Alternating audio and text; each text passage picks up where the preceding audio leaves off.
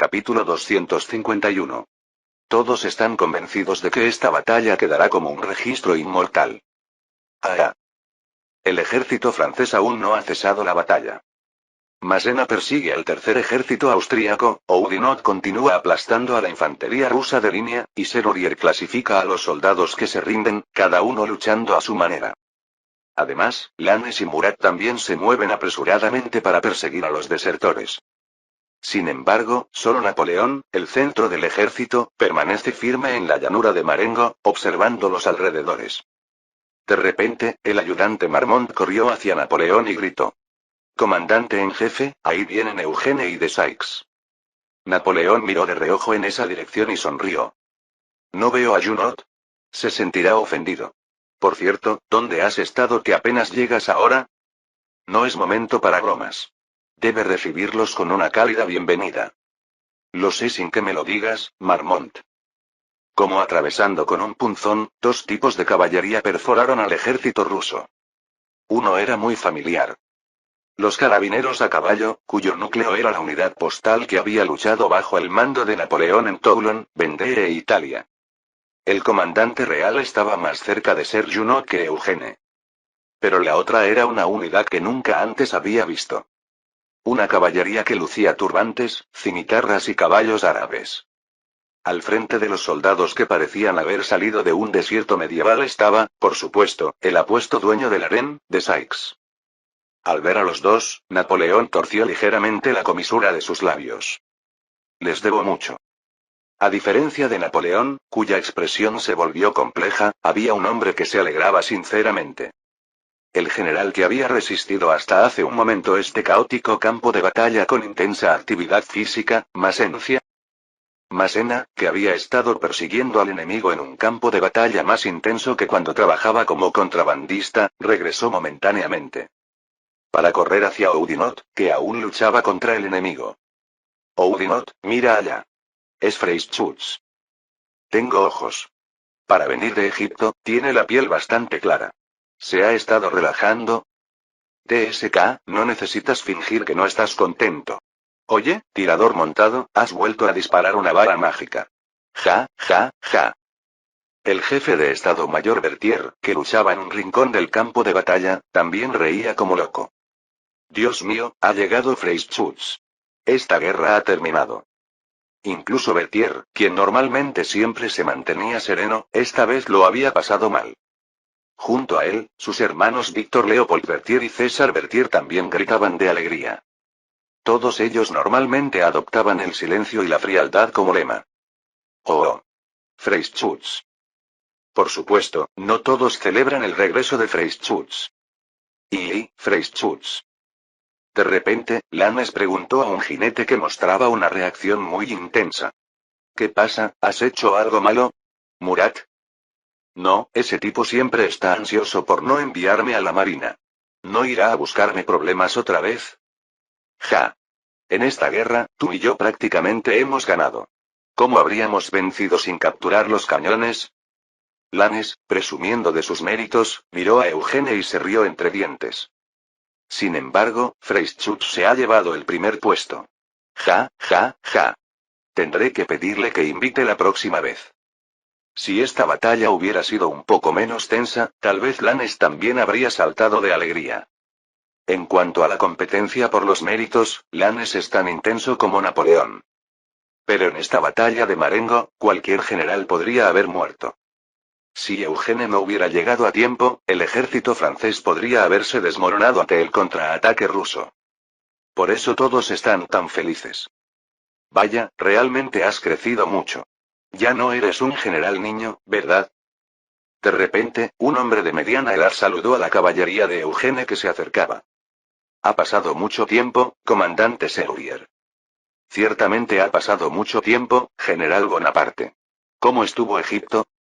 «Caluroso, difícil y con muchos enemigos. Pero a cambio, dejamos abierto un canal». Serurier rió a carcajadas y se apartó ligeramente. «Vaya, no debo interponerme en el reencuentro entre padre e hijo». Detrás de él, Napoleón se acercaba caminando. «Tum, tum, tum». Eugene saltó rápidamente de su caballo. Pero ahora Eugene es más alto. Al ver a Eugene, que había crecido tanto sin darse cuenta, Napoleón lo abrazó con fuerza. Mientras los que no combatían en el ejército francés observaban, Napoleón exclamó: «Ha llegado mi hijo». En ese momento, un grito de júbilo resonó por toda la llanura de Marengo. ¡Ah! Tanto que cubrió los gritos de los 80.000 soldados rusos que aún continuaban. Incluso después de decidirse el ganador y el perdedor, el combate tardó bastante en terminar. Parece que todos en el cuartel general italiano conocen a ese joven. Yo solo conozco al general de Sykes. Soult, sentado en el centro de la llanura donde ardían hogueras, preguntó. Era de noche, hacía tiempo que el sol se había puesto, pero el combate aún continuaba. Esto se debía a que los soldados rusos enloquecieron tras la muerte de Suvorov, a quien consideraban su padre. Esa es la razón por la que la mayoría de los generales rusos resistieron hasta el final y lograron escapar. De hecho, la batalla después de la muerte de Suvorov fue en cierto sentido más intensa. Fue Soult quien, aunque discretamente, dirigió la última parte de la batalla. Mirando a Soult, que aún no había limpiado toda la sangre, Massena dijo en tono burlón. ¿Qué pasa, no has oído hablar del conquistador de Oriente? Soult. Deberías leer los periódicos. ¿Se refiere al ejército expedicionario de Egipto? Eso lo dirigió el comandante Hoche, el héroe de Flandes, ¿no? Y junto a él estaba el general Marceau, quien fue comandante de la Guardia de París. Vaya, no estás al día con la información militar, Soult. Massena, ahora de 41 años, revolvió el cabello de Soult, que apenas tiene 30, y rió. Todo esto es resultado de ese joven en aquella tienda. Ja, ja, ja. Soult se relamió los labios. En realidad, Soult había luchado en el frente del ring junto con Sykes y Davout. Por eso, al igual que Davout, Soult veía a Eugene por primera vez. Sin embargo, Davout, de 29 años, reconoció un rostro en el cuerpo expedicionario que regresaba de Oriente. Sykes. Has vuelto vivo. ¿Cuánto tiempo ha pasado? Nos vemos todos aquí, general Davout. ¿Cómo ha estado? Yo he vivido cómodamente en Francia. Oh, ¿se ha bronceado mucho en Egipto? Era Sykes, quien actuaba como segundo al mando del cuerpo de Eugene. Como Hoche y Marceau se quedaron en Egipto y Constantinopla respectivamente, el cuerpo expedicionario de regreso fue comandado por Eugene, Sykes y Junot. Sin embargo, Junot se concentró solo en el mando de la brigada de caballería, y Sykes tuvo que encargarse de la gestión efectiva del ejército. Además, en esta batalla de Marengo también mostró iniciativa al traer solo a los mamelucos. Con la apariencia única de la caballería mameluca, Sykes se había convertido en toda una sensación. Sykes, que también llevaba un turbante, sonrió y miró hacia atrás. De alguna manera, parezco más egipcio que usted, Hassan Toubar Bey. Ja, ja, ja. ¿Quiere que le otorgue un certificado de egipcio honorario? No es necesario. Cuando vea al comandante en jefe más tarde, le mencionaré especialmente los méritos del Bey. Hassan Toubar, el hombre que había traído a los mamelucos hasta aquí, también sonrió ampliamente.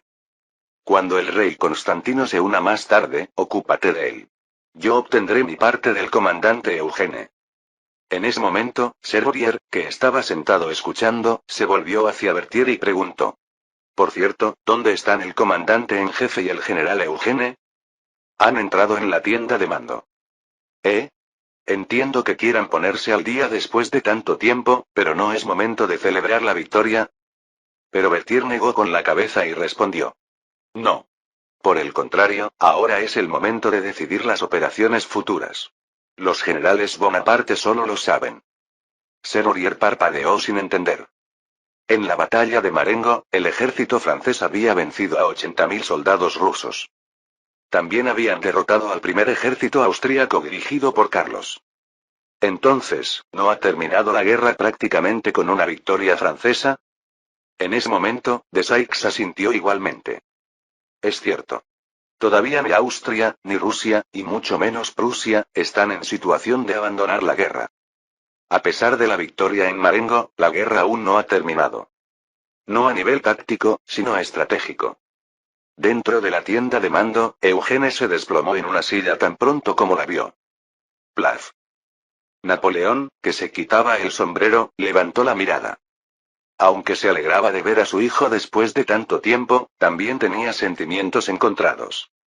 De hecho, ya era extraordinario haber completado la expedición a Egipto, pero además había conquistado Tierra Santa y sometido al Imperio Otomano. Por eso, para Napoleón, que tenía una envidia especialmente fuerte, esto no era del todo agradable. Aún así, estaba más contento porque Eugene había salvado la crisis en Marengo.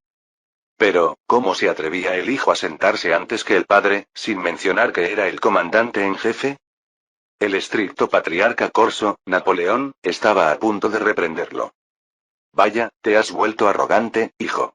Sentarte antes que tu padre, que aún no se ha sentado. ¿Qué te pasa? Todavía no te he castigado. Eugene miró a Napoleón, que se había sorprendido, y sonrió amargamente. Mis pies están un poco hinchados. Al quitarse las botas, se ve que sus pies están muy hinchados. Probablemente sea resultado de las marchas forzadas para llegar hasta aquí. Aunque montaba a caballo, llevar las botas militares puestas y espolear constantemente había causado problemas. En ese momento, Napoleón corrió y tomó el pie de Eugene. SSS, SSS, SSS. Viendo a Napoleón, que rápidamente lo envolvía con vendas, Eugene exclamó sorprendido. Padre. Hipólite puede encargarse de esto. De ninguna manera. Te falta experiencia en marchas, por eso te pasa esto. Estas cosas deben tratarse temprano. Bueno, en cuanto a distancia recorrida, creo que usted ha caminado menos que yo. Napoleón miró fijamente a Eugene, que bromeaba, y golpeó su pie vendado con la mano. Plaf. Eugene gritó. ¡Ay! Duele. Presumido. ¿Te estás jactando de haber conquistado Oriente? No olvides que todo eso fue planeado por mí. Por supuesto que lo recuerdo. Fue un plan loco. Cuando Napoleón estaba a punto de fruncir el ceño, Eugene sonrió y dijo. Un plan tan descabellado solo usted, padre, y nadie más en el mundo podría haberlo diseñado. Incluso dentro de 100 años se recordará. Que solo Napoleón podía tomar tal decisión. Por supuesto, Eugene es completamente sincero.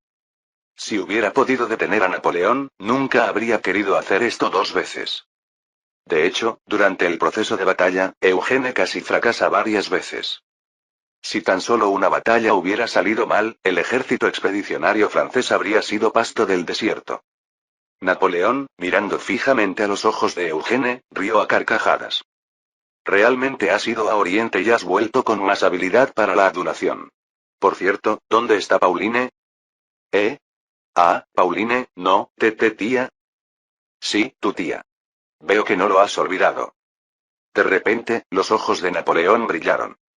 Me refiero a mi hermana, que hizo que nuestra madre viniera corriendo desde Córcega a París. ¿Sabes cuánto me costó convencerla de que no se embarcara hacia Egipto? Pero. Eugene tragó saliva. No puede ser. Seguramente los rumores no se han extendido todavía. Incluso si los hubiera escuchado, ¿no hay asuntos más importantes en este momento? Sin embargo, rompiendo las expectativas de Eugene, Napoleón estalló. He oído rumores de que tú y Pauline están haciendo algo sospechoso. Eugene sintió que su cabeza se volvía completamente blanca. Ni siquiera cuando luchó contra Suvorov, o cuando se enfrentó a Nelson, se sintió tan desesperado. ¿Cómo podría salir de esta situación? Fue entonces cuando ocurrió. Vaya, no sabía que mi hermano me extrañaría tanto. Eugene abrió mucho los ojos. En la entrada de la tienda, una joven estaba de pie, sonriendo. Era Pauline Bonaparte. Capítulo 252. Ahora es el año 1799, el fin de siglo con el siglo XIX a la vuelta de la esquina. De hecho, Francia está experimentando la llamada era de liberación femenina. Hay muchas mujeres que participan activamente, como Lucile, la esposa de Desmoulins, o Angélique, la esposa de Marceau. Incluso se discutió seriamente el tema del sufragio femenino en el Parlamento. Por supuesto, como sucedería en el futuro, no se aprobó porque a los votantes campesinos les desagradaba más que a los parlamentarios. A pesar de esto, esta ola de liberación también se aplicó a la moda. La llamada moda transparente se estaba difundiendo en nombre de la revolución. Napoleón, que había permanecido en París durante este tiempo, era un hombre pervertido que disfrutaba espiando ese tipo de moda. Sin embargo, la ropa que su hermana traía puesta impactó incluso a Napoleón. Napoleón se levantó de un salto y exclamó: ¿Qué diablos llevas puesto, Pauline? ¿Un uniforme militar? Pauline, sacando el pecho y cruzando las piernas, sonrió como una modelo. ¿Qué te parece? ¿Me queda bien? Soy una soldado oficial. ¿Qué disparates dices? ¿Estás en tu sano juicio? Una señorita en edad de casarse que se cuela entre soldados, y ahora actúa como una de ellos. Soy miembro oficial de una unidad. ¿Has oído hablar de la unidad de enfermería bajo la Orden de los Caballeros de San Juan? Napoleón, con los ojos muy abiertos, miró furioso a Eugene. ¿Y esto qué significa, Eugene? Eugene, limpiándose rápidamente el sudor frío con un pañuelo, respondió. Sí, estrictamente hablando, es subdirectora de la unidad médica. Coronel. Por supuesto, no del ejército francés, sino de la unidad de la Orden de Socorro bajo el Vaticano. De hecho, aunque Eugene fuera prácticamente el jefe de la expedición egipcia, su posición oficial era solamente la de jefe de Estado Mayor. Incluso el ejército de retorno de Oriente que comandaba ahora no era técnicamente una división oficial. Por lo tanto, no tenía autoridad para formar nuevas unidades, ya fueran de enfermería o de otro tipo. Sin embargo, si se trataba de la Orden de Socorro, una organización independiente del Vaticano, era posible. Por supuesto, en tiempos normales, ni siquiera la Orden de Socorro habría aceptado que una mujer se convirtiera en soldado. Lo aceptaron porque habían sido derrotados y estaban bajo el mando francés, además de la sorprendente situación de haber obtenido Tierra Santa. Napoleón, que calculó todo esto muy rápidamente mientras movía los ojos, frunció el ceño. Es increíble. Cuando vuelvas a casa estarás bajo arresto domiciliario inmediatamente. ¿Por qué? ¿Qué he hecho mal? Con los rumores de que te divertías con mi sobrino, ¿crees que te dejaré en paz? Eugene volvió a sudar frío profusamente. ¿Quién habría transmitido esta información a Napoleón? En realidad, había varias vías. Schurtemann, por ejemplo, aunque acata las órdenes de Eugene, había estado más cerca de Napoleón. Además, Napoleón era el padre de Eugene y también comandante en jefe de Francia. Aunque Napoleón no interfirió necesariamente con el banco, Schurz sí se entrometió en todo. Como resultado, la información que llegaba a Schurz desde Oriente terminaba directamente en el escritorio de Napoleón. Pero la información que recopila la agencia de inteligencia no se limita a asuntos grandiosos como guerras, diplomacia o división territorial. También había información sobre Desaix creando una reine, o Desiree, la esposa de Oche y pariente de Napoleón, dando a luz a un hijo, así como aspectos cotidianos de Pauline.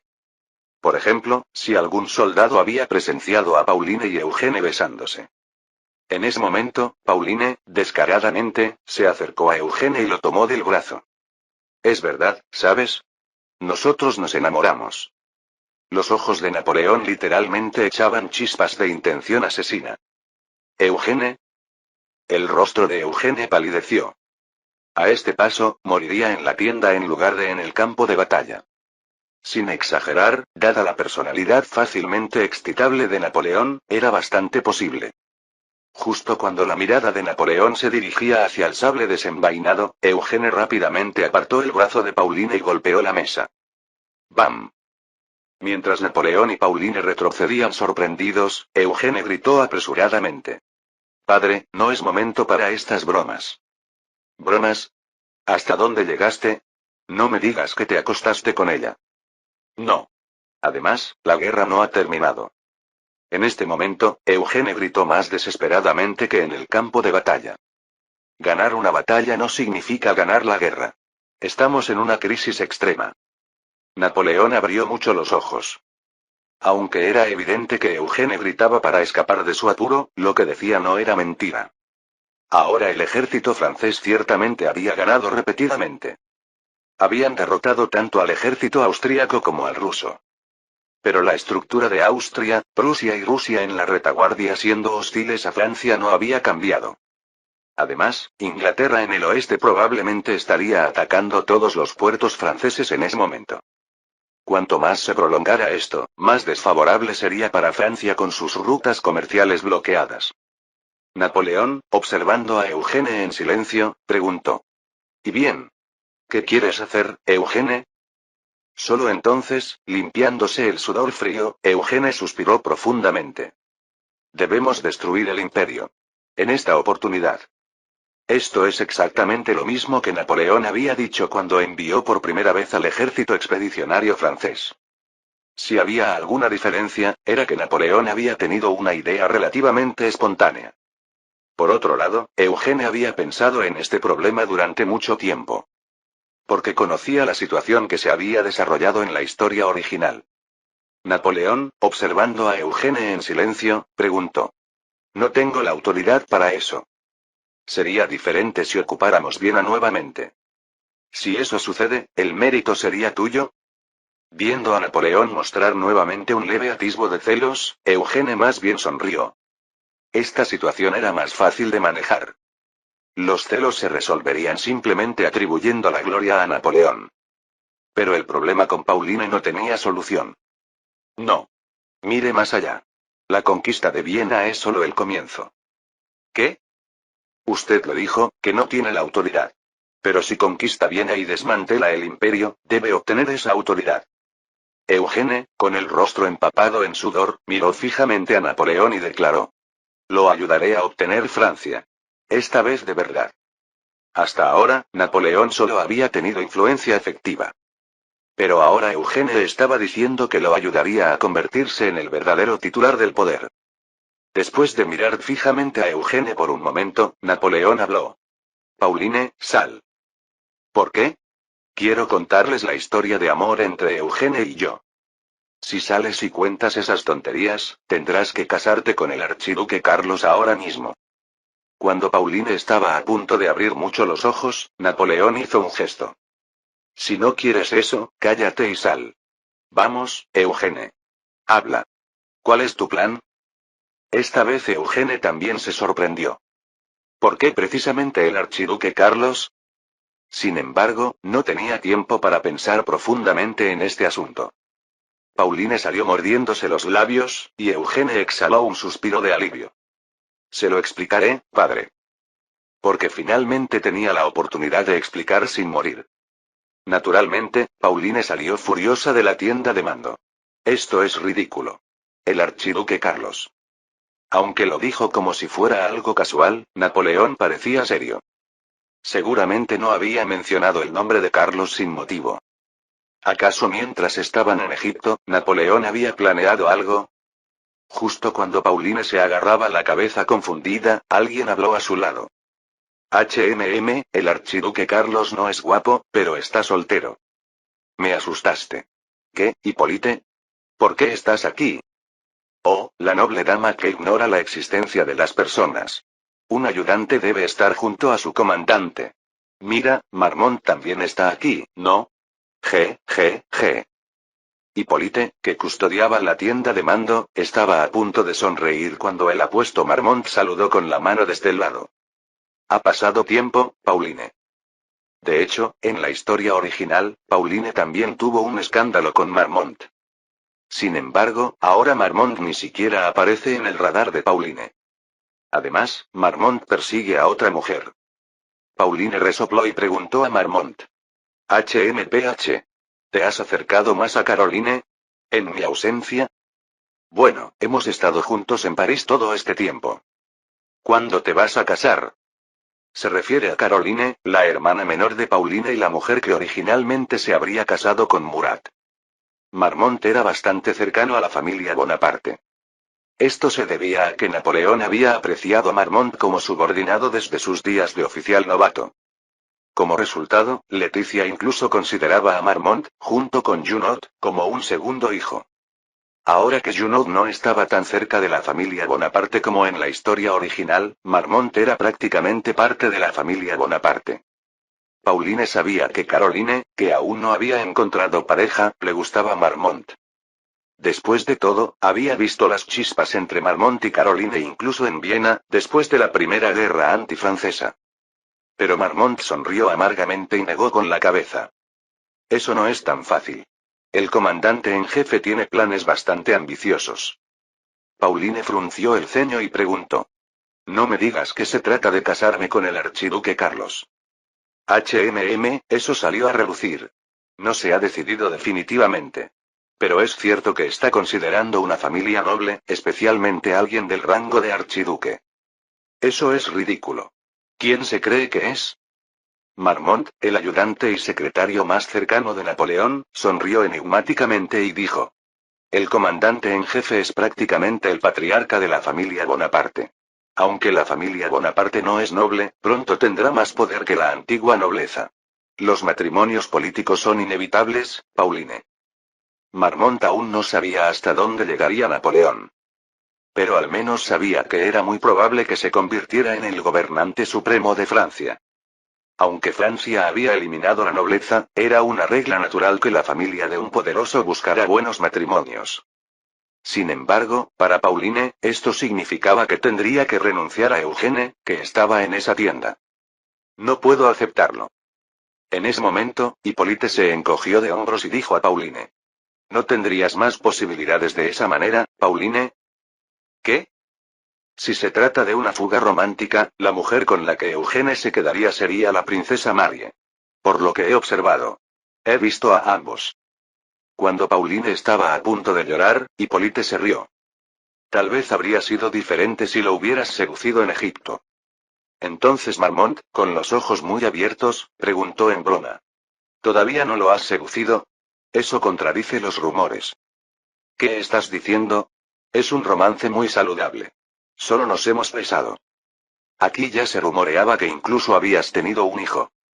Con una expresión llena de arrepentimiento, ira e irritación, Pauline finalmente gritó. Cállense los dos. En ese momento, la tienda de mando se abrió. El comandante en jefe finalmente salió. Junto con su hijo adoptivo Eugene, el salvador de Marengo. Los soldados, que hasta entonces estaban dispersos celebrando la victoria, se reunieron. Entre ellos había incluso un rey de una nación recién formada que aún no había podido saludar adecuadamente. Oh, comandante en jefe. Es un placer conocerlo. Soy Constantino, rey de Grecia. Napoleón, un simple soldado, inclinó arrogantemente la cabeza ante el rey que se apresuraba a saludarlo. Ah, mi hijo me ha hablado de usted. Un excelente activista por la independencia.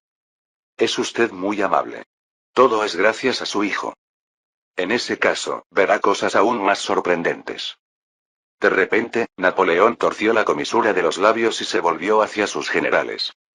Generales, escuchen. Y transmitan esto a todo el ejército. El primero en acercarse fue el jefe de Estado Mayor Berthier, quien debía transmitir las órdenes. Massena y Oudinot, los dos brazos en el campo de batalla. El general Serrurier, el joven calvo Davout y el perspicaz Soult. A ellos se unían Lannes con su excelente sentido táctico, el temerario Murat y el valiente Bessieres. Y Junot y Desaix, recién llegados de Oriente, con los ojos brillantes. Entre ellos había quienes se convertirían en mariscales de Napoleón en la historia original, quienes morirían dejando su nombre en la historia, y quienes se convertirían en traidores. Sin embargo, todos tenían algo en común. Todos eran generales del más alto nivel que quedarían registrados en la historia de Francia. Napoleón se dirigió a los generales que se convertirían en mariscales. Ahora, nos dirigimos a Viena. Mientras los generales, pronto mariscales, abrían mucho los ojos, Napoleón declaró. Iremos y desmantelaremos completamente el imperio. Esa es mi recompensa para nuestro ejército. A su lado, Eugene gritó la consigna. ¡Viva la revolución! Gritad, para completar la revolución destruiremos el maldito imperio de los Habsburgo. Derrotar al imperio por la revolución. Esta es la verdadera tarea del ejército revolucionario. En ese momento, los soldados de la Revolución Francesa rugieron al unísono. ¡Oh! ¡Viva la revolución! Ahora el ejército expedicionario francés en Italia y el ejército de retorno de Oriente se habían reunido. Para marchar y destruir el imperio de los Habsburgo. Capítulo 253. No hay mejor escena que muestre la urgencia de Austria que un enfermo teniendo que luchar en el frente. ¡Corre! No debemos permanecer más en esta maldita tierra italiana. Había un joven corriendo desesperadamente por la llamada Ruta de Trento. Los Alpes, la cordillera más larga de Europa, una región montañosa. Esta cordillera, que envuelve todo el norte de Italia en forma de semicírculo, ha tenido numerosos pasos desde tiempos antiguos.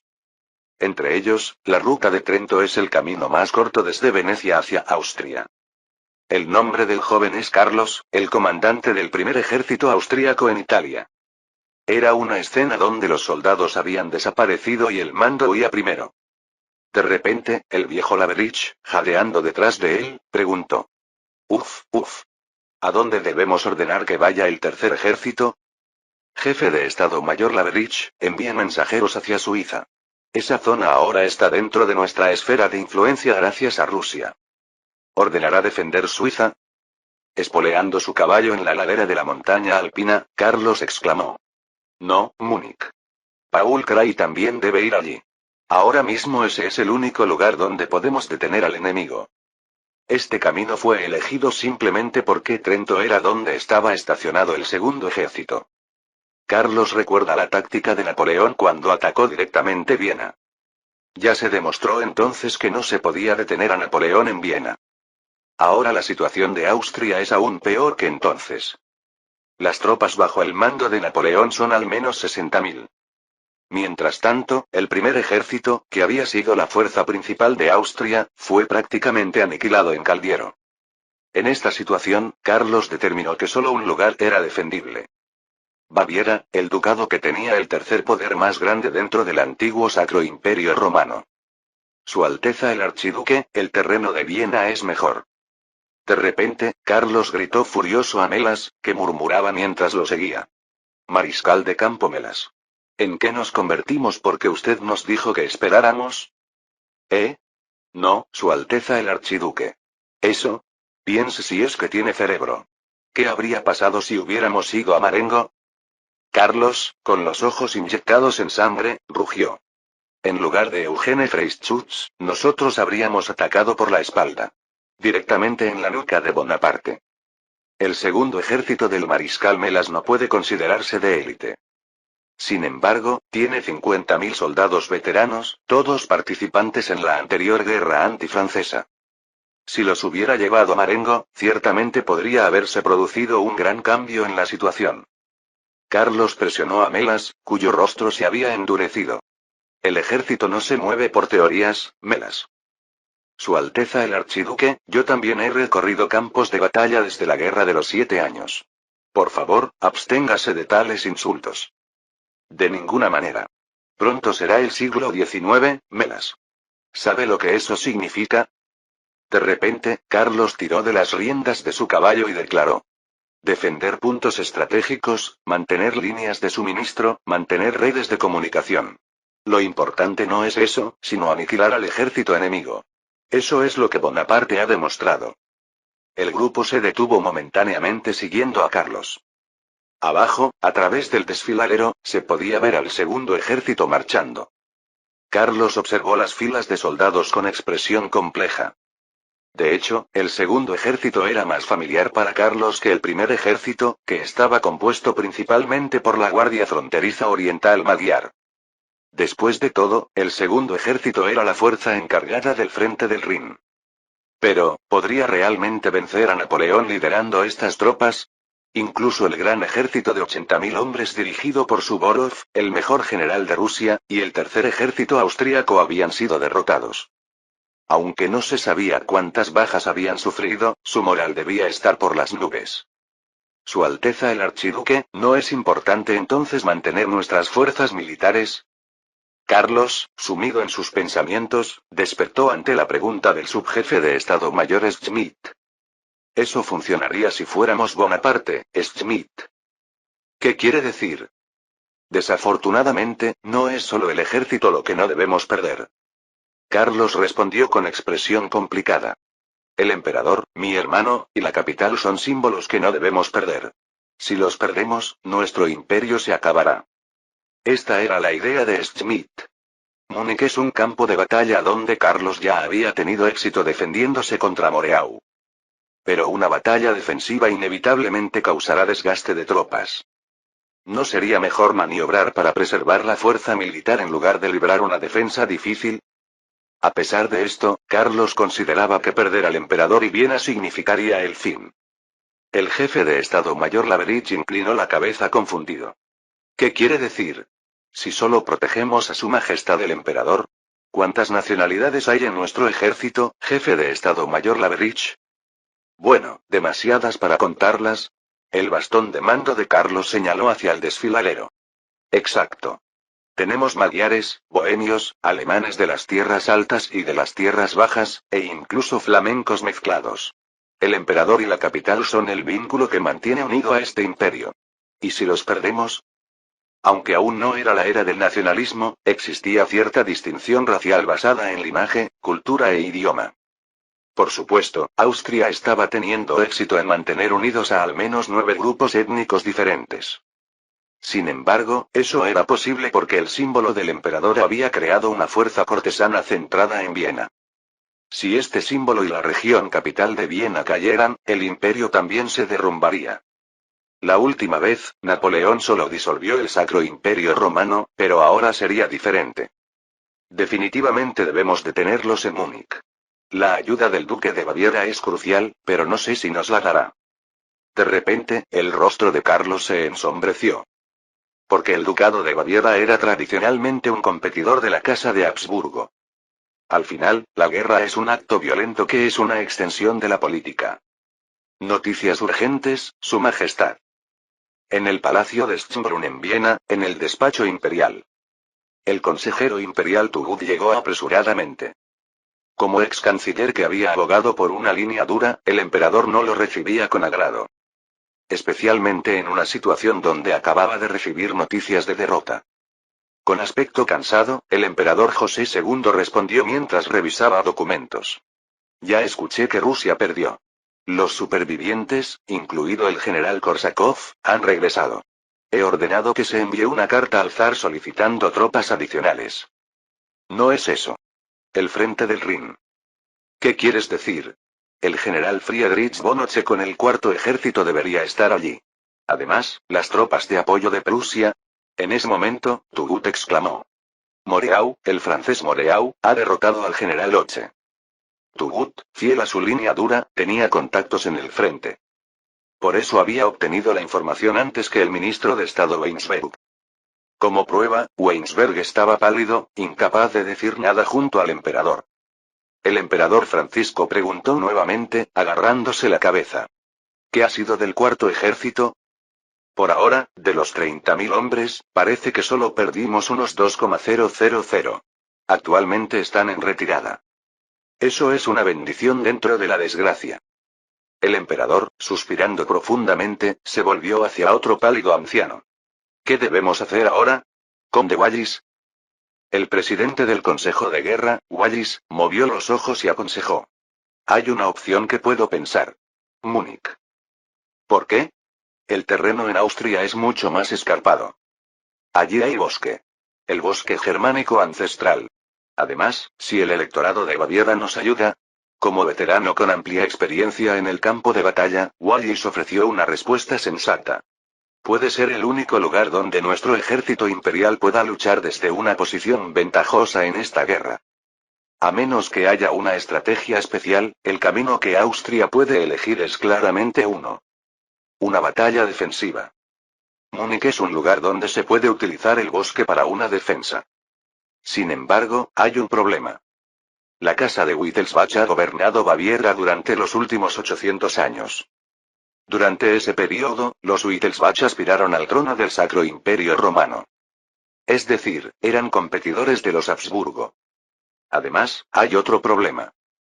Recientemente, Baviera cambió de duque. El emperador Francisco, después de pensar profundamente, se volvió hacia un joven que estaba al fondo del despacho. Tendremos que ayudar a Carlos. Metternich. Sí, Su Majestad. Quiero que vayas tú. Francisco dio una orden muy simple pero con profundo significado. Ve y persuade a Baviera. De hecho, el cambio de duque podría ser algo bueno. Porque el duque anterior, Carlos Teodoro von Pfalz-Wittelsbach, era un gobernante realmente sin ambición. Incluso en los campos de batalla anteriores, Austria tuvo que arrastrarlo al combate. Pero el emperador no estaba seguro de si el nuevo duque, supuestamente lleno de entusiasmo, sería pro-austríaco. De hecho, se rumoreaba que estaba imbuido de la cultura francesa. Por lo tanto, se necesitaba persuasión diplomática. Y la persuasión de un diplomático muy capaz. Entendido. Definitivamente llevaré al duque al campo de batalla. Respondió Metternich, el hombre que en la historia original sería conocido como el mejor diplomático del siglo XIX. Naturalmente, un duque recién ascendido al poder no tiene poder de decisión real. Esto es problemático. Su Alteza el Duque acaba de asumir el título de elector. Además, nuestro ejército está en un estado completamente miserable. El nuevo duque, Maximiliano José von Zweibrücken-Wittelsbach, ni siquiera concedió una audiencia. En su lugar, quien hablaba era el poder real del ducado de Baviera, Maximiliano von Mongelas. Originalmente era un vasallo del duque anterior que jugó un papel importante en colocar a Maximiliano José como duque de Baviera, una especie de hacedor de reyes. El problema era que esta persona provenía originalmente del ducado de Saboya y era cercana a Francia. Por supuesto, la Francia a la que se refiere aquí es la anterior a la Revolución. Aún así, no tenía lealtad al Sacro Imperio Romano. Naturalmente, Maximiliano José, que había nombrado a Mongelas como secretario jefe, tenía una inclinación similar. En la historia original futura, incluso ayudaría a Napoleón hasta el final sin traicionarlo. Metternich, que conocía la inclinación de ambos aunque no conociera esta historia original, sonrió amablemente y dijo: Barón Maximiliano José von Mongelas. Por supuesto, podrá elegir el camino de traicionar los lazos del antiguo Sacro Imperio Romano y hacer que el imperio caiga. ¿No había caído ya? El nuevo imperio austríaco no es el Sacro Imperio Romano. De hecho, el título de elector es meramente honorífico. Pero la posición del duque también depende de las viejas tradiciones. El derecho de sucesión de Su Alteza el Duque actual es muy débil, como bien sabe. De hecho, Maximiliano José era de una línea colateral. Entonces, ¿cómo llegó al ducado? La razón es muy simple. Porque se había interrumpido la línea directa del duque anterior y los duques anteriores a él. Sin embargo, hubo alguien que reconoció esta sucesión. Fue el emperador Francisco II, que detestaba al duque anterior. ¿Y ahora abandonar al emperador? La posición del duque podría debilitarse. Mongelas, que entendió este significado oculto en las palabras de Metternich, frunció el ceño. ¿Es una amenaza? Pero Metternich, muy elegantemente, inclinó la cabeza y sonrió. No lo es. Pero si Su Alteza el Duque desea obtener un terreno firme en el futuro, necesitará el apoyo de Su Majestad el Emperador de Austria. ¿Y entonces? Solo necesitamos lo suficiente para defender. Incluso el ejército francés no puede atravesar el bosque de Baviera sin sufrir bajas. Los ojos de Mongelas se estrecharon. No era necesario dar todo el esfuerzo. Bastaría con ayudar parcialmente. Entonces Baviera habría cumplido su papel. A esta propuesta bastante tentadora, Metternich añadió algo más. Si nos ayuda hasta ese punto, tenemos posibilidades de ganar. Si Baviera hace solo eso, planeamos cederles el Tirol. ¿El Tirol? ¿Todo el territorio imperial en la región de los Alpes? Así es, barón. ¿Y, si nos ayuda? De repente, de dentro del abrigo de Metternich salió un documento. HHHH. Mongelas abrió mucho los ojos al ver el documento. Arco. Un condado cerca de la región de Trento. A usted también se le cederá esta propiedad, barón. O arreglaré un matrimonio con la heredera. Mongelas sonrió satisfecho e inclinó la cabeza. El regreso del imperio finalmente beneficiará al elector. Presentaré mi consejo. Mongelas, que en la historia original sería conocido como el mejor canciller de Baviera, cayó en la tentación.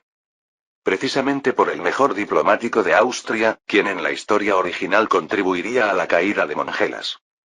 21 de agosto de 1799. Fue el momento en que Metternich consiguió atraer a Baviera y tuvo éxito en desplegar una línea defensiva. Capítulo 254. Nuevamente, la situación de guerra comenzó a acelerarse. Actualmente, el ejército austríaco está concentrándose en el Ducado de Baviera. El cuerpo de Moreau, que se había retirado al frente del Rin, está avanzando, y toda la fuerza militar de Austria se ha concentrado en los Alpes y Baviera. En Arnhem, capital de la provincia de Elderland, en la parte occidental de la República Bátava. En el campamento central donde se habían reunido 70.000 tropas prusianas, un general de mediana edad que comía salchichas levantó la cabeza. Las salchichas de Hamburgo son mucho más gruesas y duras que las salchichas de la historia original futura. Por eso, es mejor no comerlas cuando se escuchan noticias que parecen difíciles de digerir. El general Blücher, que momentáneamente dejó su tenedor y miró fijamente su plato, se acarició la barba y dijo: No entiendo por qué. ¿Eh? ¿No es natural que se retiren después de que el ejército ruso fuera aniquilado en Italia? No me refiero a eso, sino a por qué concentrarse en Baviera, donde creen que irá Bonaparte. De repente, Blücher miró fijamente al joven general que hacía su acalorado infieme. ¿Acaso piensan que Bonaparte apuntará al duque mismo en lugar de Viena? Pero el ayudante de 44 años, coronel Scharnhorst, en lugar de responder, preguntó. Mariscal de campo Blücher. Eso no importa. ¿Qué hará usted? ¿Qué? Tanto Francia como Austria están concentrando sus fuerzas en la retaguardia del Rin central. Si atacamos primero en este momento. Actualmente, el frente donde se ha concentrado el ejército prusiano es la dirección de Flandes. Es decir, se puede considerar la zona del Bajo Rin en el noreste de Francia. Mientras tanto, Francia y Austria están concentrando sus fuerzas principales en el Rin medio. Entonces, la defensa en el norte se debilita relativamente. Aprovechando esta brecha, como justo antes de la batalla de Valmy, Prusia podría apuntar directamente a París. En aquel entonces, Francia apenas evitó un ataque directo a París gracias a los esfuerzos de Lafayette y Jourdan. Pero ahora no solo está el ejército prusiano aquí. Entonces Blücher, golpeando suavemente su plato con el tenedor, preguntó. ¿Sabes que hay cuerpos de ejército de 3 países desplegados en todos los Países Bajos, general de brigada Scharnhorst? Lo sé. Inglaterra, Rusia y nosotros. Por eso, no es más factible. Sí. Inglaterra incluso envió al duque de York, el segundo hijo del rey. Aunque el comandante real es Ralph Abercrombie. Y Rusia envió nada menos que 45,000 hombres. Aunque no conozco quién es el general. Scharnhorst, con rostro sereno, corrigió las palabras sarcásticas de Blücher. El comandante ruso, el general Iván Ivanovich Sherman, es el jefe de logística ruso. Además, se sabe que logró méritos destacados en la conquista de Polonia. También se dice que goza de gran confianza del emperador ruso. Pero Blücher preguntó con burla. Bien, si has entendido hasta ahí, ¿ahora comprendes? ¿Por qué no podemos ir? ¿Es política? Sí. Es política, Scharnhorst. Entiendo que quieras apuntar a París. Pero. De repente, Blücher frunció el ceño mientras desgarraba la salchicha con su tenedor como si fuera un enemigo. Los ingleses, los verdaderos patrocinadores de esta guerra, quieren Ámsterdam más que París. Así es como Londres estará seguro. Por supuesto, la reputación que Blücher dejó para la posteridad es en realidad la de mariscal de la carga. Sin embargo, no es un hombre tan temerario como para ordenar un ataque cuando las circunstancias no lo permiten. Es la razón por la que no pudo aceptar la operación propuesta por el estratega coronel Scharnhorst, aunque era muy tentadora. El cauteloso jefe de Estado Mayor Scharnhorst movió los ojos por un momento y luego asintió. Si este valiente general, casi temerario, no cargaba, era la voluntad del rey de Prusia. Entiendo. Bien. Entonces piensa en un plan para reinstaurar a Guillermo V como estatúder de los Países Bajos. ¿Sabes? Es el cuñado de nuestro rey. Sé que es el primo del rey Jorge III de Inglaterra. Mientras discutían sobre el ex estatúder de los Países Bajos, Guillermo V, Blücher frunció el ceño. Por eso, esta campaña de los Países Bajos es mucho más importante. Desde nuestra perspectiva prusiana. Guillermo van Orange, el hombre que fue estatúder hereditario de la República Aristocrática de los Países Bajos. Este exmonarca de una posición peculiar también era pariente de las casas reales europeas. Por supuesto, que su esposa fuera sobrina de Federico el Grande y hermana del actual rey de Prusia, o que él mismo fuera primo del rey de Inglaterra, eran solo excusas. Lo importante eran los Países Bajos en sí. Un país que poseía la quinta armada más grande de Europa, tenía vastas colonias en el sudeste asiático y también era la cuna de las finanzas. Especialmente, posee la costa de tierras bajas que podría considerarse crucial para la defensa costera de Inglaterra. Si se controla esta costa, debido a las corrientes marinas, se facilita un ataque directo a Londres. Esta es también la razón por la que Inglaterra había enviado incluso tropas terrestres a la región de los Países Bajos. Además, desde la perspectiva de Prusia, con recursos financieros limitados, no se podía ignorar el patrocinio de Inglaterra. Scharnhorst, que comprendió la situación, asintió nuevamente. Entendido. ¿Método para romper sus líneas? Hay una forma de aprovechar que Jourdan es un general pasivo. Scharnhorst presentó nuevamente una táctica ofensiva extraordinaria. Lo ataremos de frente y luego nuestras tropas rodearán por la retaguardia para cortar su retirada. Mirando de reojo al estratega que se convertiría en el fundador del famoso Estado Mayor prusiano, Blücher asintió. Esta operación también le gustaba. Especialmente porque era una operación ofensiva casi temeraria. Bien. Hablaré con el duque de York. No, con Abercrombie. Pronto, entraremos en Ámsterdam. Así se decidió la gran ofensiva prusiana de septiembre en los Países Bajos. Por supuesto, no siempre es bueno que nuestras fuerzas se muevan activamente. Moreau viene, padre. En Como, al norte de Milán y en la entrada a los Alpes, se concentró el ejército francés. Un total de 100.000. Por un lado, naturalmente, estaba el cuerpo de ejército italiano de Napoleón.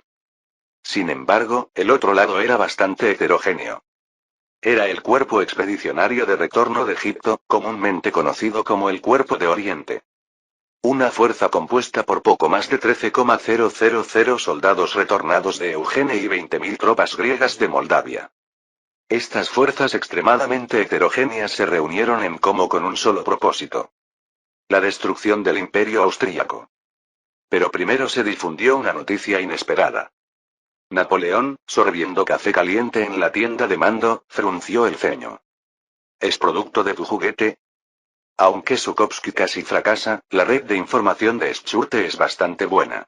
Además, se trata del movimiento de nuestras tropas. Yo también escuché eso. No subestimes demasiado al cuartel general francés. Napoleón hizo un comentario que aparentemente desestimaba el Schurte de Eugene mientras dejaba su taza sobre la mesa.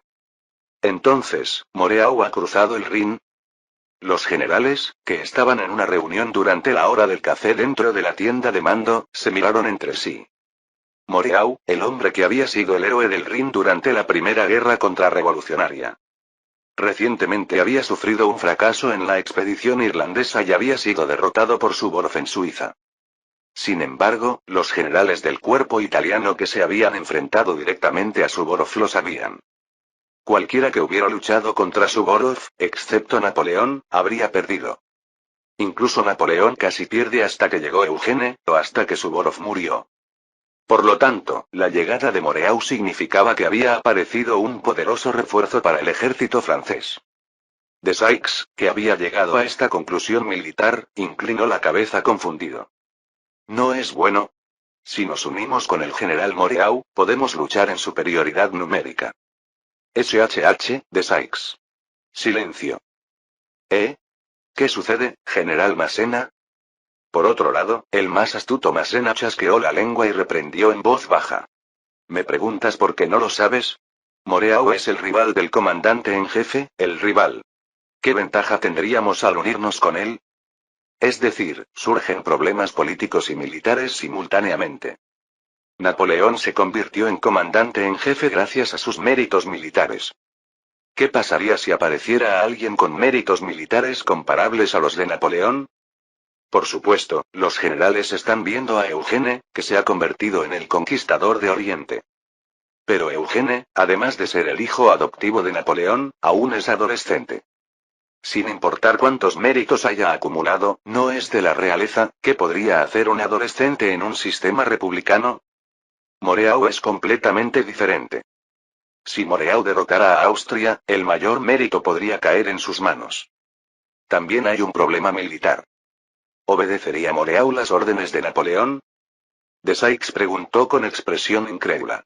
Pero, ¿no es el general Bonaparte el comandante en jefe? Bastaría con imponer su autoridad de mando. ¿Moreau es alguien que escucha? Un cuerpo dirigido por dos generales excelentes es peor que uno dirigido por un general mediocre. Oh, cuando lo dice Lane suena convincente. Tú tampoco escuchas a nadie. Ju. Cuando Masena estaba a punto de señalar las palabras de Lanes, Eugene volvió a hablar. Además, Moreau es lento. Mientras todos los generales lo miraban, Eugene se encogió de hombros. El éxito de esta operación depende de la velocidad. Moreau prefiere tácticas tradicionales. Mantener líneas de suministro, establecer redes de comunicación y reconocimiento exhaustivo. No perderá entonces. A menos que ocurra un desastre como el reciente ataque sorpresa en Berna. Entonces, por supuesto, el enemigo también tendrá tiempo para prepararse. Junot. Respondiendo ligeramente a Junot, Eugene declaró. No debemos dar tiempo al enemigo. De lo contrario, no podremos terminar la guerra en la siguiente ronda. Esto es lo que realmente sucedió en la historia original. Moreau realmente derrotó a Austria. Pero les dio bastante tiempo para prepararse, y como resultado, Austria sufrió una especie de derrota parcial. Por lo tanto, lo que Moreau pudo imponer no fue una negociación de rendición, sino un armisticio. Esto significa que la disolución del imperio quedaría descartada. ¿Método? Cuando Napoleón preguntó mirándolo fijamente, Eugene respondió concisamente. Cruzar los Alpes. ¿De nuevo? Masena, si tienes otra forma, dila. ¿Estás pensando en cruzar el globo? Masena movió los ojos y luego suspiró. No podré ir. Entonces, ¿no llevaremos artillería? Antes de que Eugene pudiera responder, Napoleón negó firmemente con la cabeza. No, la llevaremos. ¿Qué? Comandante en jefe, eso. Los cañones son absolutamente necesarios para esta guerra, Ganso. Especialmente.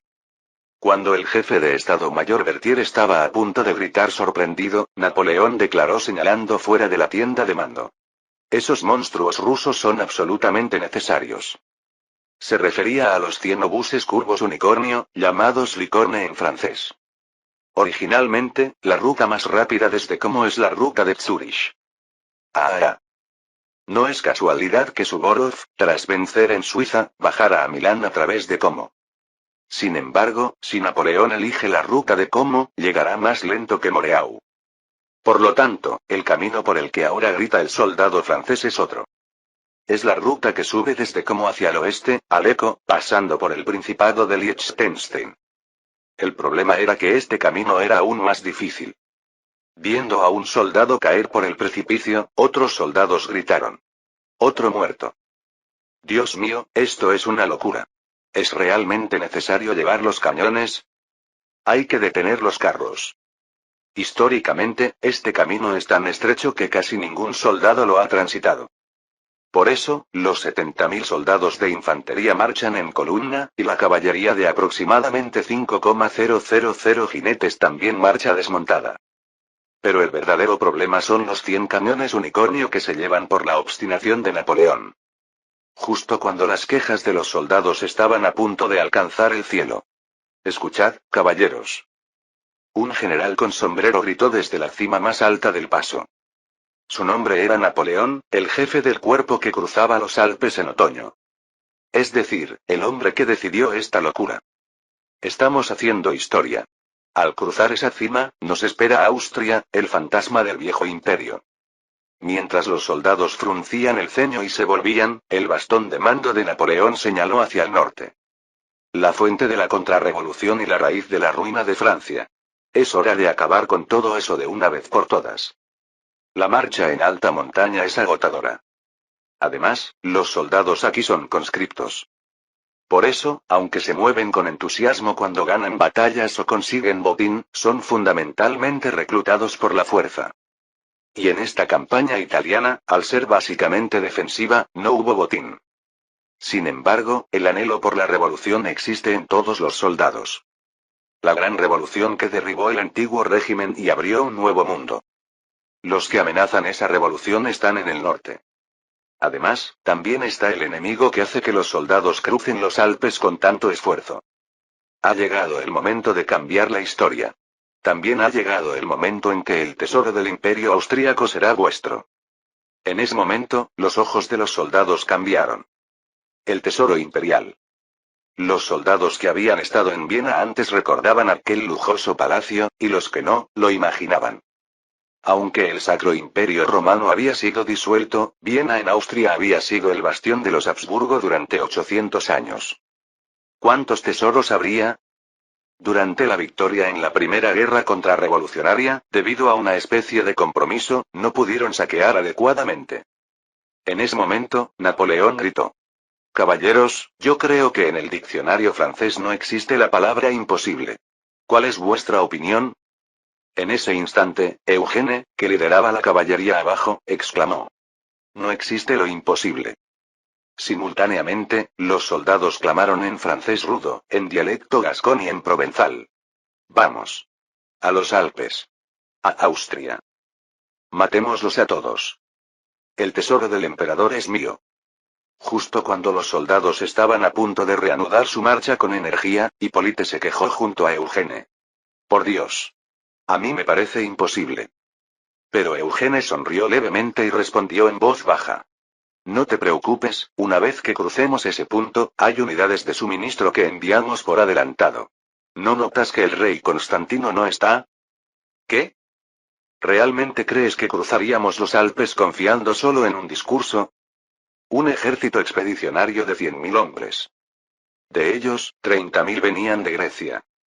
Pero aquí solo se escucha francés. ¿Dónde están todos los demás? Ya habían cruzado los Alpes por otra ruta de antemano. Esta es una operación que solo Eugene, que sabe que Austria no tiene capacidad para defender los Alpes, podría planear.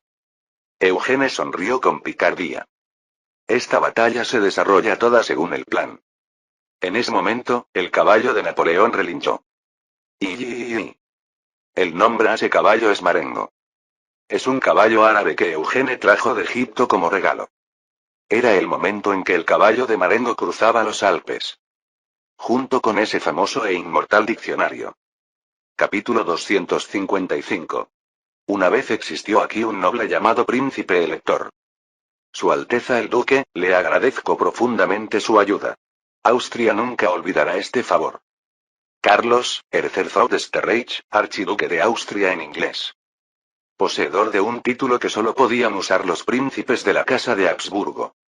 Por ello, cuando el Sacro Imperio Romano estaba intacto, no había inclinado la cabeza ante nadie excepto el emperador. Sin embargo, aunque su interlocutor solo era un duque en términos de rango, Carlos debía mostrarle respeto.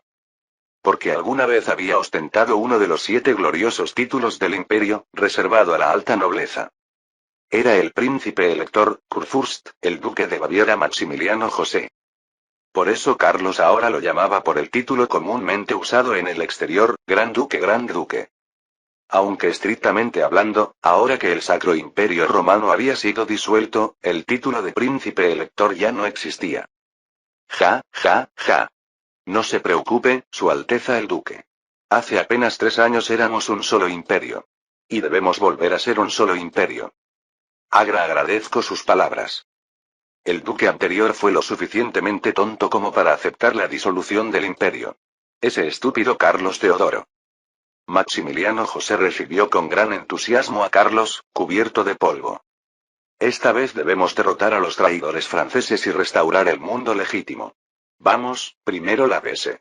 Pronto tendremos que partir nuevamente. El exhausto archiduque Carlos simplemente agradeció la hospitalidad y se marchó a sus aposentos para descansar. El duque Maximiliano lo observó tranquilamente desde atrás. Entonces, un general de mediana edad que estaba junto al duque habló. Su Alteza el Duque, no es necesario que se involucre personalmente. ¿Qué quieres decir, general Wrede? El archiduque del Imperio Austríaco ha venido personalmente. En esta situación, ¿cómo podría no involucrarme? Ni siquiera es el emperador quien ha venido, Su Alteza. Ante las palabras de Carl Philipp von Wrede, comandante en jefe del Ducado de Baviera, Maximiliano negó con la cabeza. No pienso dejar todo en manos del imperio de manera pasiva como el duque anterior. Además, ahora estamos en una era sin el Imperio Romano. El duque anterior, Carlos Teodoro, había sido un hombre débil. Carlos Teodoro, originalmente conde del Palatinado, no estaba en posición de heredar el ducado de Baviera. Simplemente se convirtió en duque porque su primo, el capaz duque anterior Maximiliano III, murió sin descendencia. Sin embargo, Carlos Teodoro era tan disoluto que no tenía herederos legítimos. Por lo tanto, dedicó su vida a obtener el reconocimiento de los derechos de sucesión para sus hijos ilegítimos, y murió impotente.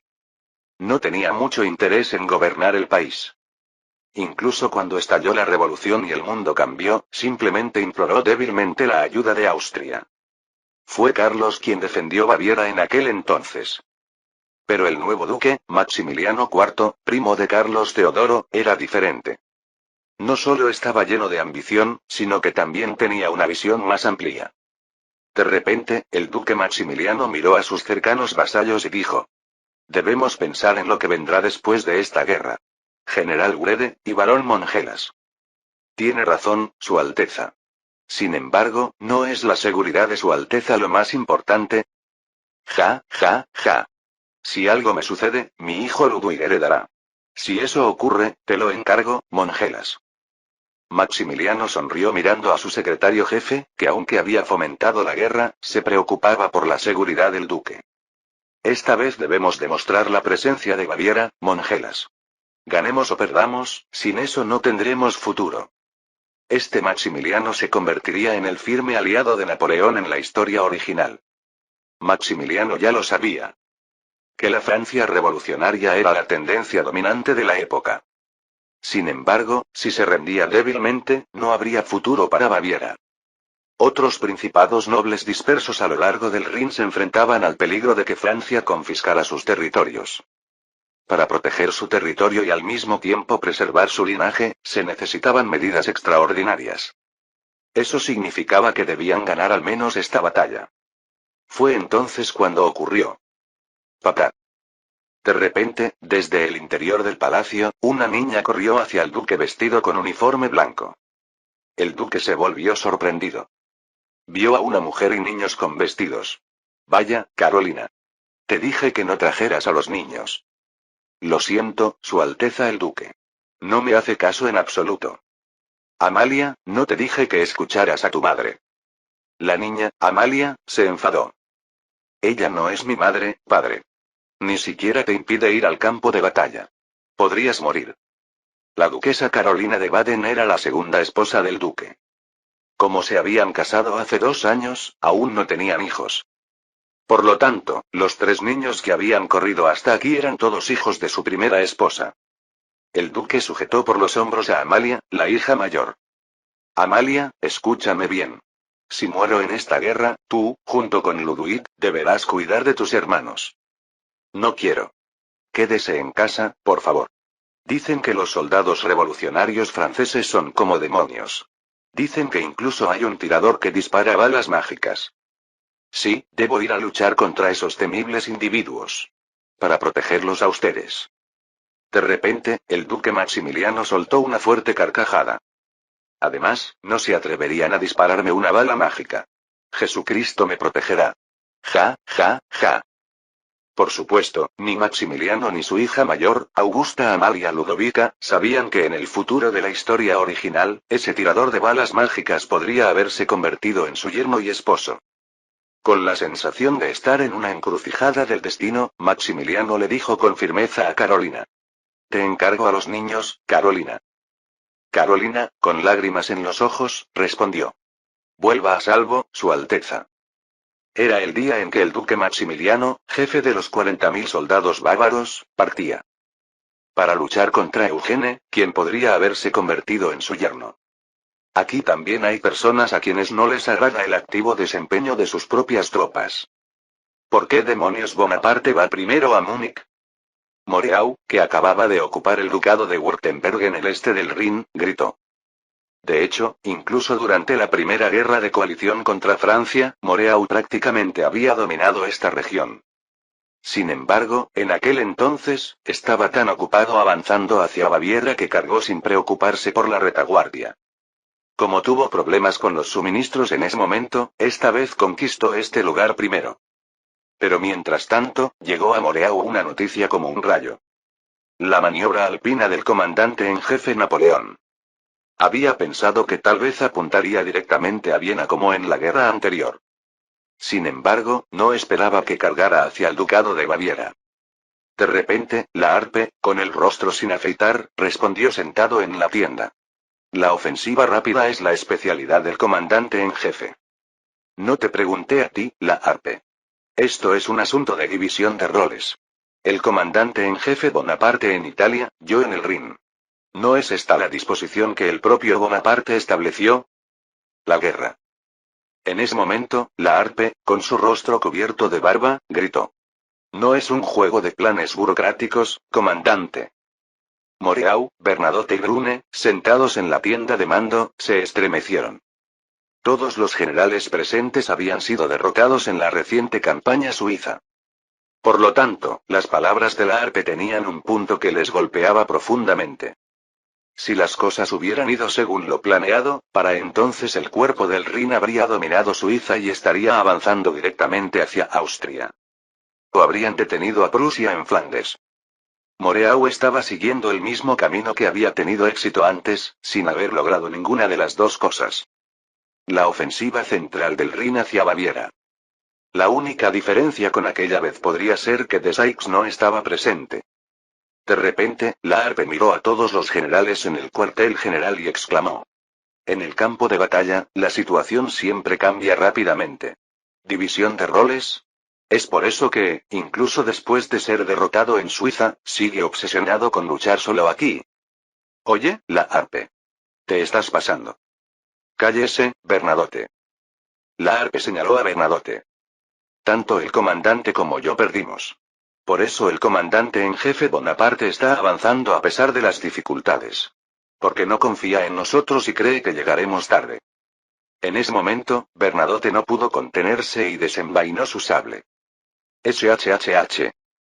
Cuando la punta de la espada apuntó a la Arpe, Moreau, con rostro cansado, agitó la mano. General Bernadotte, guarde su espada.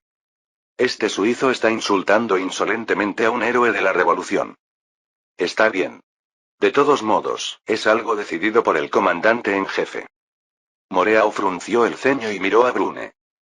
Gane o pierda, toda la gloria y la responsabilidad son del comandante en jefe, ¿no es así? ¿Cuántas tropas tiene el comandante en jefe ahora? Brune movió los ojos. Naturalmente, el ejército francés debería estar unido como guardián de la revolución. Sin embargo, en realidad, es cierto que se dividió en tres facciones después de la Primera Guerra contra Francia. El cuerpo del Rin de Moreau, el cuerpo de Flandes de Hoche y el cuerpo de Italia de Napoleón. Estrictamente hablando, Brune, al igual que la Arpe, pertenecía a la línea del cuerpo de Italia. Pero al mismo tiempo, Brune también era un jacobino acérrimo. De alguna manera, era cierto que no encajaba del todo con Napoleón, que parecía estar caminando por la senda del poder. Finalmente, Brune, sumido en pensamientos complejos, reveló el estado del cuerpo de Italia que ya conocía. 65,000 del cuerpo de Italia y 13,000 del cuerpo de retorno de Oriente. Me parece menos de lo informado. El resto son 2,000 de caballería egipcia y 20.000 tropas auxiliares griegas. Y algo de artillería. Moreau, después de escuchar y calcular la información militar, frunció el ceño. ¿Cómo van a cruzar los Alpes arrastrando artillería? A menos que esperen hasta que llegue nuestro ejército. En ese momento, Bernadotte enfundó su espada. Porque le gustó ver cómo el rostro de la Arpe palidecía. Sacando el pecho con arrogancia, Bernadotte sonrió burlonamente. Al final, es muy probable que sean víctimas de la artillería enemiga. Es muy probable. ¿Cómo es la artillería del ejército bávaro, general de división Brune? Debe ser a nivel de regimiento. Tengo entendido que operan alrededor de 20 cañones. Sin embargo, son cañones pesados de 12 libras. Moreau volvió a sumirse en sus pensamientos. Que no le agradara a Napoleón era una cuestión aparte. No convenía que Francia se encontrara en peligro aquí. Había pensado que podría ser una crisis extrema, pero no parecía ser así. Entonces lucharemos controlando la artillería con la caballería. Parece que la batalla se decidirá por la capacidad de manejar la infantería. Por un momento, Moreau, imaginando cómo lucharía él mismo, sonrió ligeramente. Sin embargo, Carlos es un general temible en defensa. Me pregunto si el comandante en jefe Bonaparte lo sabe. Parecía que Napoleón iba a recibir un buen golpe. Ese tipo de resultado era perfecto para Moreau. No convenía ganar demasiado, pero tampoco perder demasiado. Especialmente si Moreau quería convertirse en el Salvador de Francia. Sin embargo, Napoleón es un hombre que se convirtió en héroe al hacer realidad planes inicialmente considerados imposibles. ¡Bum! Los obuses de 12 libras, los unicornios rusos, se colocaron en la ladera norte de los Alpes. Un total de 100 piezas. Es un número mucho mayor y con más potencia de fuego que los 30 cañones del cuerpo de artillería a caballo que poseía originalmente el cuerpo de Italia francés. Al ver los cañones con los elaborados diseños característicos rusos, Eugene silbó. Impresionante. Trajo todo esto. Así es. ¿Cómo lo logró? Entonces, el hombre que había cruzado los Alpes por la ruta de Como, el rey griego Constantino, soltó una carcajada. Parece que no conoces los Cárpatos, que dividen Valaquia y Moldavia. No son en absoluto inferiores a los Alpes. Se refería a los Cárpatos, conocidos como los Alpes de Europa Oriental. Esta cordillera, que rodeaba el antiguo reino magiar, tiene forma de herradura. En la historia original moderna atraviesa Eslovaquia, Ucrania y Rumanía. Es una región montañosa con una altitud media superior a los 2,000 metros y su longitud total es en realidad mayor que la de los Alpes. Para Constantino, quien originalmente era hijo del gobernador de Valaquia y Moldavia, esta era una región muy familiar. También lo era para las antiguas tropas de guarnición de Moldavia que Constantino había traído. Por lo tanto, eran más hábiles en la marcha por terreno montañoso que los soldados franceses acostumbrados a las llanuras. De repente, Napoleón, mientras miraba los cañones, rió a carcajadas y golpeó el hombro de Eugene. El monarca constitucional de Grecia tenía capacidades inesperadas. Ja, ja, ja. Bien hecho, Eugene. No, yo tampoco lo esperaba. No importa. Lo importante es el resultado. Napoleón, mirando codiciosamente los 100 obuses unicornio, inclinó la cabeza. Ahora, el problema es resistir el ataque enemigo hasta que esos unicornios puedan disparar. Entonces, Eugene, mirando fijamente a Napoleón, respondió. Usemos la táctica del martillo y el yunque. ¿Quién será el yunque? Suponiendo que el martillo se encargue de aquellos. Puede usar a Moreau. De repente, Eugene, con los ojos brillantes, dijo. Ordénale que avance hasta Múnich.